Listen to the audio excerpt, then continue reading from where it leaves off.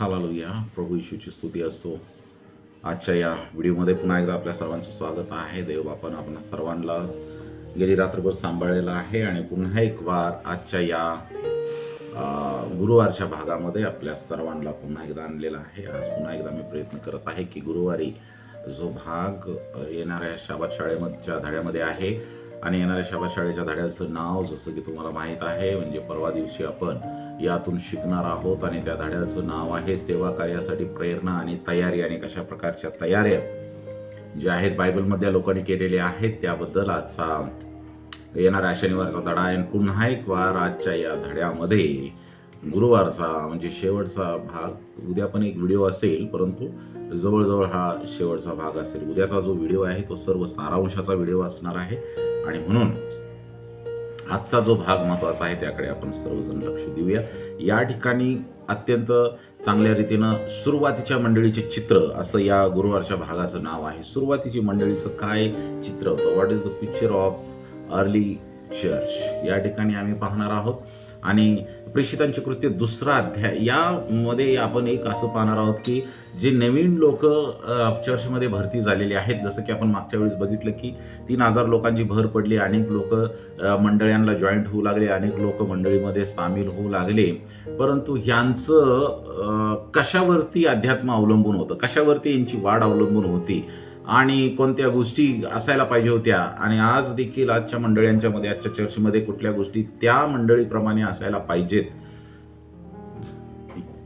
याची दखल या आजच्या व्हिडिओमध्ये किंवा आजच्या मथळ्यामध्ये सांगण्यात आलेली आहे. सुरुवातीच्या मंडळीचे चित्र, सुरुवातीची मंडळी कशी होती आणि आजची मंडळी कशी आहे. प्रेषितांची कृत्य दुसऱ्या अध्यायाचा शेवट अत्यंत उत्कृष्ट आणि चांगल्या रीतीनं होत आहे. आम्ही जर वाचला दुसरा अध्याय तर त्या ठिकाणी शेवट हा अत्यंत चांगल्या रीतीनं होत आहे की जो या आजच्या काळातल्या प्रत्येक मंडळीची ती गरज आहे. आजच्या काळामध्ये तसा जो शेवट प्रेषितांची कृती दुसऱ्या अध्यायामध्ये झालेला आहे तसा आजच्या काळाची गरज आहे. आणि या अध्यायाचा कसा शेवट होतो ते जर आम्ही पाहिलं तर त्या ठिकाणी म्हणलेलं आहे की मंडळीमध्ये भर पडलेली आहे, मंडळीमध्ये वेळोवेळी भर पडत गेलेली आहे. अनेक अशा मंडळी आहेत ज्यांच्यामध्ये आज भर पडत नाही. अनेक अशा मंडळी आहेत ज्या परंपरागत चालत आलेल्या आहेत आणि मंडळ्यांच्यामध्ये भर पडणं खूप गरजेची बाब होऊन बसलेली आहे. त्या मंडळीमध्ये भर पडत गेलेली होती असं आपल्याला बायबल सांगतं. अशा प्रकारे हा शेवट जो आहे प्रेषितांची कृती दुसरा अध्याय याचा होत आहे. आणि म्हणून त्याचा खरा अर्थ काय आहे, त्याचा खरा अर्थ हा आहे की जेव्हा नवीन लोक या जुन्या गटांमध्ये किंवा अगोदरच्या विश्वासणारे असणाऱ्यांच्या गटामध्ये येत होते, ते जुने लोक आणि नवीन लोक आलेले जे लोक आहेत हे एक समान एकसारखे बनलेले होते. हा महत्वाचा पॉइंट मंडळ्यांच्या मध्ये जर असला ना तर मंडळ्यांची वाढ व्हायला खूप वेळ लागणार नाही. कारण जे आपण अगोदर विश्वासक असतो त्या नवीन लोकांच्या संगती, ज्यांचा नवीन विश्वास आहे आणि जे मंडळीमध्ये सामील होत आहेत ते त्यांच्याशी आपला आध्यात्मिक व्यवहार काय आहे याच्यावरती त्यांची वाढ अवलंबून आहे, जे नवीन आलेले आहेत. आणि म्हणून हे ज्या मंडळीमध्ये आपण विचार करत आहोत ज्या मंडळीचा, त्यामध्ये जेव्हा नवीन लोक येत होते त्यावेळेस ते एक समान बनले जात होते आणि एक समान भाग असलेले असत आणि तेही सर्व बाबतीमध्ये ते एक समान होते. फक्त एकाच बाबतीमध्ये सर्व समान नव्हते. आजकालच्या मंडळींच्या मध्ये नवीन लोकांनी भरती व्हायचं आणि कोपऱ्यात बसायचं एक ठिकाणी, काय कुणा काय बोलायचं नाही, कोणी काय म्हणायचं नाही. सगळं काही जे काय असेल ते जुने लोक चालवणार किंवा सगळं जुनी मंडळी, जुने पास्टर जे काय असेल ते सर्व चालवणार. परंतु पूर्वीच्या काळामध्ये प्रियजनांनो समजून घ्या की असा भाग नव्हता. जे नवीन लोक येत होते त्यांना देखील जुन्या लोकांची जी गोष्ट होती त्याच्यामध्ये समान भाग दिला जायचा. जर बायबल वाचलं प्रेषितांचे कृत्य शेवटच्या भागामध्ये हे तुम्हाला दिसेल की नवीन लोक आणि जुने लोक मंडळीतले हे सर्व बाबतीमध्ये समान होते. फक्त येऊन त्या ठिकाणी ते बसत नव्हते किंवा जुने लोक त्यांना फक्त येऊन बसवत नव्हते, त्यांना पण सर्व बाबतीमध्ये सहभागी करून घेत होते. सुरुवातीची मंडळी नवीन लोकांना आपल्या मंडळीमध्ये भरती करण्यामध्ये खूप व्यस्त आणि गांभीर्यपूर्वक असत होते. आपल्या मंडळीमध्ये ज्यावेळेस ते लोक येत होते ही त्यांच्या जुन्या लोकांच्यासाठी खूप गांभीर्याची आणि महत्त्वाची भाग होत होती. आणि त्यामध्ये मंडळी जी आहे जुनी मंडळी ती व्यस्त असायची नवीन लोकांच्या मध्ये. नवीन भरती नवीन भरती झालेल्या लोकांना तत्वे किंवा सहभागितेबाबतचे जे नियम आहेत, या सगळ्या गोष्टी हे जुने लोक त्यांना शिकवत होते.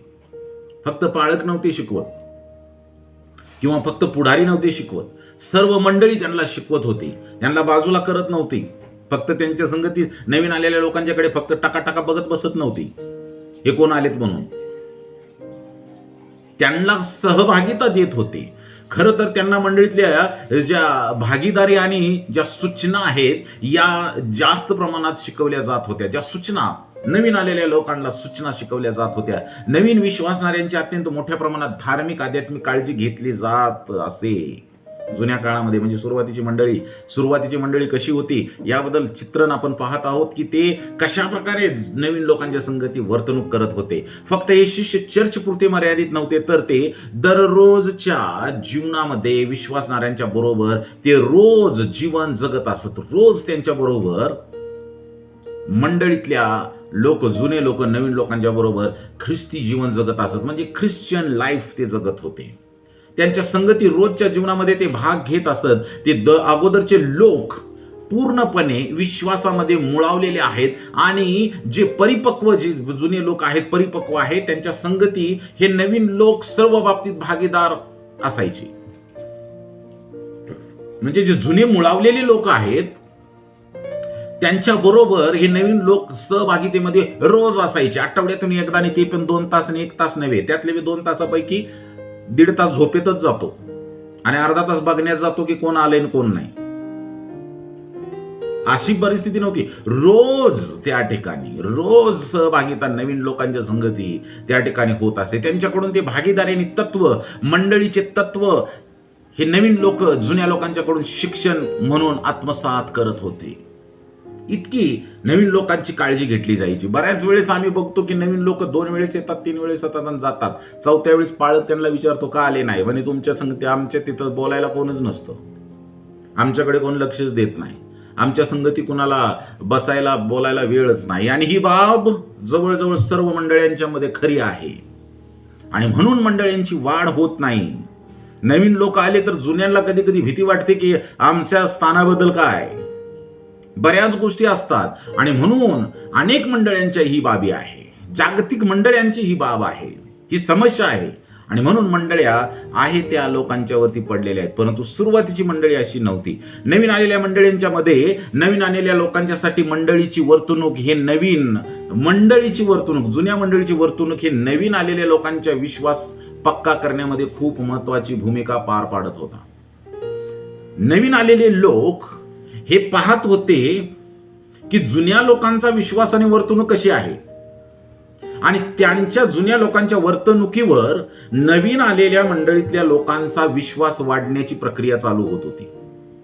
म्हणजे जर जुने लोक चांगले वागत होते, विश्वासानं वागत होते, अवलंबून देवावरती वागत होते, तर हे सुद्धा तेच आत्मसात करत होते. नवीन आलेले लोक जुन्या मंडळीतल्या लोकांच्याकडे पाहूनच पुढे आपला विश्वास परिपक्व करत होते. सुरुवातीच्या मंडळीमध्ये या सर्व गोष्टींचा अनुभव पावलाला होता. पावलाला या सर्व गोष्टी माहीत होत्या. जुन्या मंडळी, सुरुवातीच्या मंडळ्या कशा आहेत हे सर्व पावलानं अभ्यासलेलं होतं. पावलाला या गोष्टीतून बऱ्याच गोष्टी शिकायला मिळालेल्या होत्या. आणि म्हणून तो परिपक्व असताना देवामध्ये तो ज्यावेळेस परिपक्व होता, त्याच बरोबर तो नवीन लोकांची सुद्धा काळजी घेत होता. ज्यावेळेस नवीन लोक त्याच्या संपर्कामध्ये येत होते त्यावेळेस त्या नवीन लोकांची तो काळजी घेत होता. आणि म्हणून तो 1 कोरिंथ 11 अध्याय 1 वचनामध्ये म्हणतो, तुम्ही देखील माझे अनुकरण करा. पहिल्यांदा या वचनामध्ये असं म्हणण्यात आलेलं आहे की पहिल्यांदा तो येशू ख्रिस्ताचं अनुकरण करत होता आणि मग लोकांना, त्याच्या अनुयायांना, त्याच्या जवळच्या लोकांना सांगत होता, नवीन आलेल्या लोकांना सांगत होता की तुम्ही माझे अनुकरण करणारे व्हा, तुम्ही माझे अनुकरण करावे. 1 कोरिंथ 11 अध्याय 1 वचन. स्वतः तो ख्रिस्ताबरोबर चालत होता, ख्रिस्ताचे अनुकरण तो स्वतः करत होता. आणि म्हणून तो नवीन आलेल्या लोकांना स्वतःचे उदाहरण देत होता आणि सांगत होता की तुम्ही माझे अनुकरण करा. पावलाकडून ही मंडळीतल्या प्रत्येकानं शिक्षण घेण्याची गरज आहे. जे जुने आहेत, मुळावलेले आहेत, पावलाप्रमाणे आम्ही राहणं, माझं अनुकरण आज नवीन आलेला व्यक्ती करणार आहे याकडे दुर्लक्ष करू नका. कारण मंडळीची वाढ होण्यामध्ये जेवढा भाग सुवार्ता प्रसाराचा आहे आणि तेवढाच भाग, तेवढाच कार्य मंडळीमधल्या जुन्या लोकांनी करणं गरजेचं आहे. निदान चांगलं, विश्वासाला शोभेल असं वर्तणूक नवीन आलेल्या लोकांच्या समोर असणं गरजेचं आहे.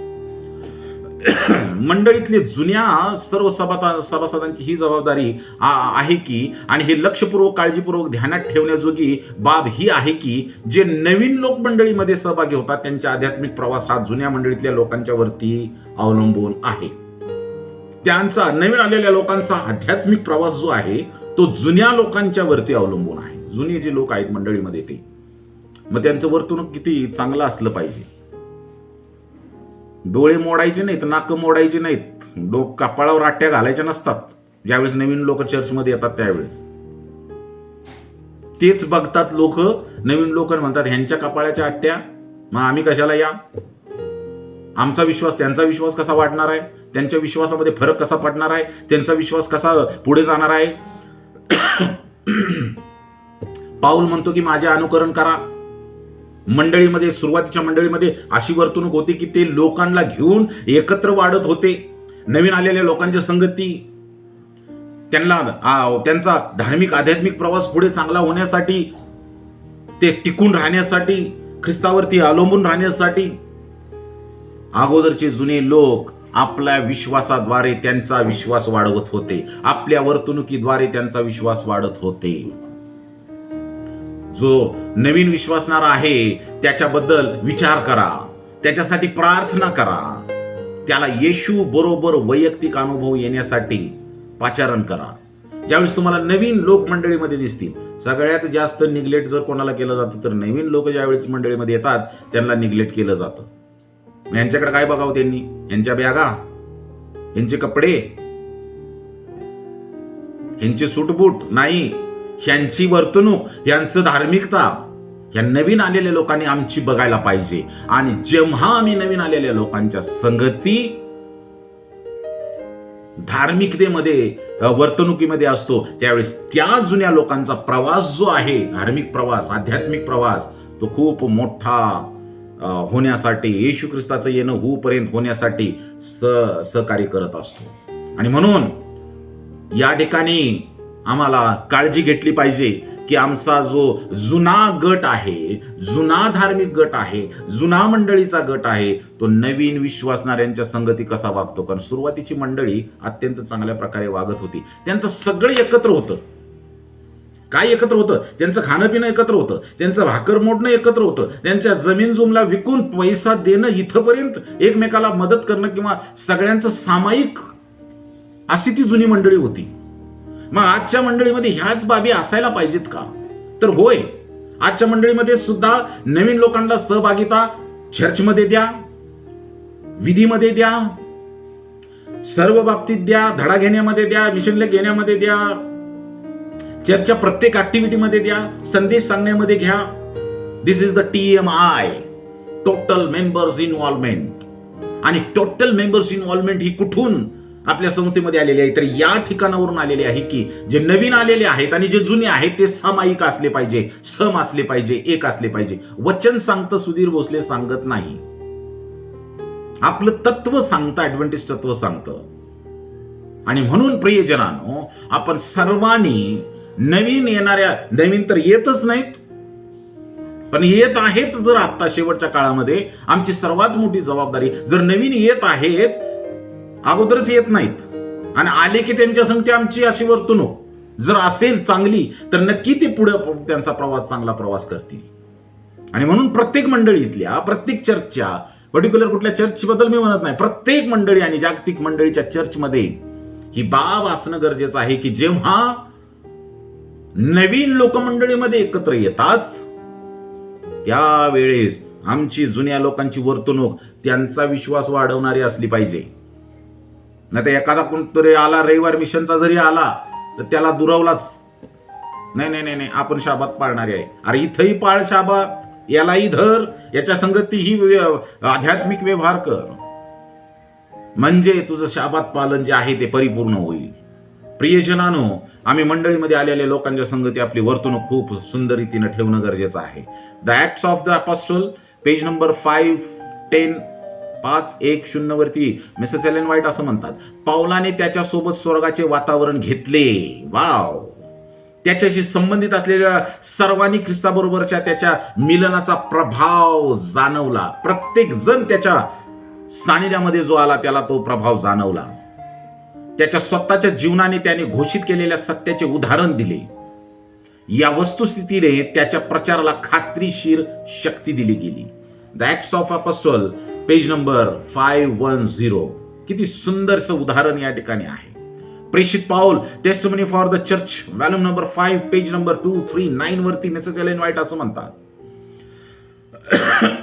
पाऊल आपल्या बांधवांना त्यांनी त्यांच्यासमोर मांडलेल्या सत्याचे सामर्थ्य त्यांच्या जीवनात प्रकट करण्याचा सल्ला देतो.